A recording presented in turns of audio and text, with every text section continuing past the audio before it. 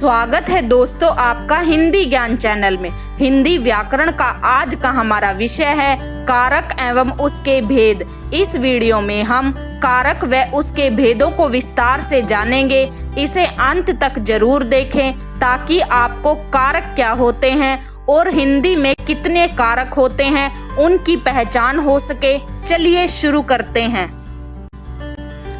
सबसे पहले हम कारक को समझेंगे।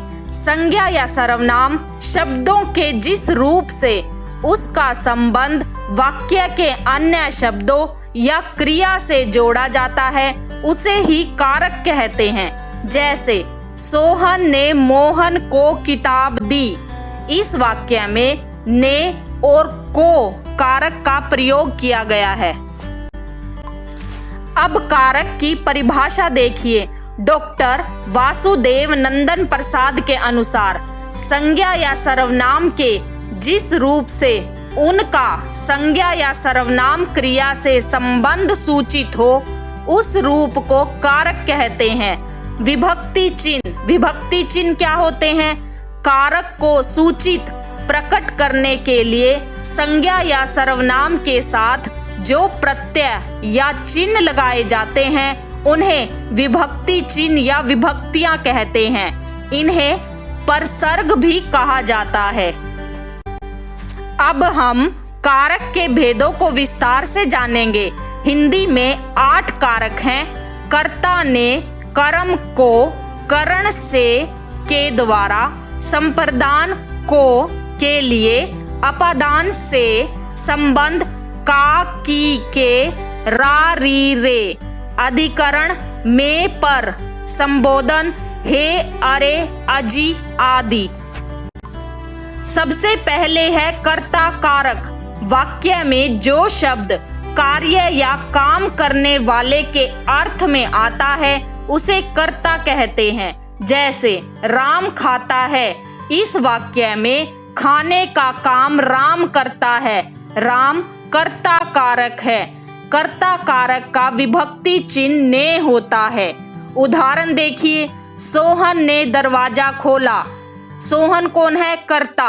उसके साथ ने आया है कर्ता कारक। सोहन ने दरवाजा खोला। श्याम ने रोटी खाई। श्याम कौन है? कर्ता। श्याम के साथ ने आया है कर्ता कारक। किशोर ने खाना खा लिया। किशोर के साथ ने कर्ता कारक आया है। दूसरा है कर्म कारक। वाक्य में क्रिया का फल जिस शब्द पर पड़ता है उसे कर्म कारक कहते हैं। जैसे मैंने पत्थर फेंका। हम प्रश्न करते हैं क्या फेंका? उत्तर मिलता है पत्थर, तो पत्थर कर्म है। उसने रामू को बुलाया। किसको बुलाया? रामू। उत्तर मिलता है, तो रामू कर्म है। कर्म कारक का विभक्ति चिन्ह को होता है। उदाहरण देखिए। माँ ने बच्चे को सुलाया। किसको सुलाया? बच्चे को। बच्चे को कर्म कारक है। मैंने हरि को बुलाया। किसको बुलाया? हरि को। हरि को कर्म कारक है। मैंने बच्चों को मिठाई खिलाई। किसको खिलाई? बच्चों को। बच्चों को कर्म कारक है। तीसरा है करण कारक। वाक्य में जिस शब्द से क्रिया के संबंध का बोध हो या संज्ञा के जिस रूप से क्रिया के साधन का बोध हो उसे करण कारक कहते हैं। जैसे उसने लाठी से कुत्ते को मारा। इस वाक्य में लाठी शब्द करण कारक है। करण कारक का विभक्ति चिन्ह से के द्वारा होता है। उदाहरण देखिए। वह कुल्हाड़ी से वृक्ष काटता है। किससे काटता है? कुल्हाड़ी से। कुल्हाड़ी से करण कारक है। मुझे अपनी कमाई से खाना मिलता है। किससे मिलता है? अपनी कमाई से। कमाई से करण कारक है। चौथा है संप्रदान कारक। वाक्य में जिसके लिए कुछ किया जाए या जिसको कुछ दिया जाए इसका बोध कराने वाले शब्द के रूप को संप्रदान कारक कहते हैं। संप्रदान कारक का विभक्ति चिन्ह को के लिए है। उदाहरण देखिए। मैं राधा के लिए साड़ी लाया।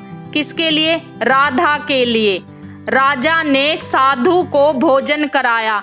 किसको कराया? साधु को। इन वाक्यों में राधा और साधु शब्द संप्रदान कारक हैं। पांचवा है अपादान कारक। अपादान का अर्थ है अलग होना। संज्ञा के जिस रूप से किसी वस्तु के अलग होने का भाव प्रकट होता है उसे अपादान कारक कहते हैं। अपादान कारक का विभक्ति चिन्ह से है। उदाहरण देखिए, हिमालय से गंगा निकलती है, पेड़ से फल गिरा, चूहा बिल से बाहर निकला। इन वाक्यों में हिमालय से, पेड़ से और बिल से अपादान कारक हैं। छठा है संबंध कारक। संज्ञा या सर्वनाम के जिस रूप से किसी अन्य शब्द के साथ संबंध या लगाव प्रतीत हो उसे संबंध कारक कहते हैं। संबंध कारक का विभक्ति चिन्ह का, की, के, रा, री, रे है। उदाहरण देखिए, यह राम की पुस्तक है। किसकी पुस्तक है? राम की। संबंध कारक है। सुनीता का घर दूर है। सुनीता का संबंध कारक है। राहुल की किताब मेज पर है। किसकी किताब है? राहुल की। संबंध कारक है। सातवां है अधिकरण कारक। संज्ञा के जिस रूप से क्रिया के आधार का बोध होता है उसे अधिकरण कारक कहते हैं। अधिकरण कारक का विभक्ति चिन्ह में, पर है। उदाहरण देखिए, शेर वन में रहता है। कहाँ रहता है? वन में। अधिकरण कारक है। घर पर माँ है। कहाँ है? घर पर। अधिकरण कारक है। पुस्तक मेज पर है। मेज पर अधिकरण कारक है। इन वाक्यों में वन में, घर पर और मेज पर अधिकरण कारक है। आठवां है संबोधन कारक।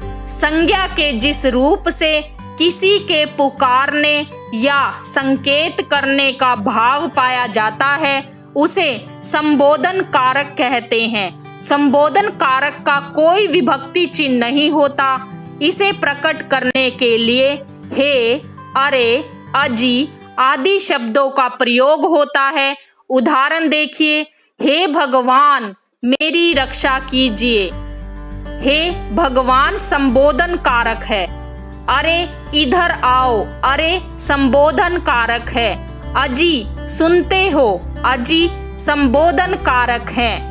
ये कारक व उसके भेद हैं जिन्हें हमने विस्तार से जाना है। अगर आपको यह जानकारी अच्छी लगी हो तो चैनल को लाइक और सब्सक्राइब करना ना भूलें ताकि आपको इसी तरह की और जानकारी आसानी से मिलती रहे। धन्यवाद।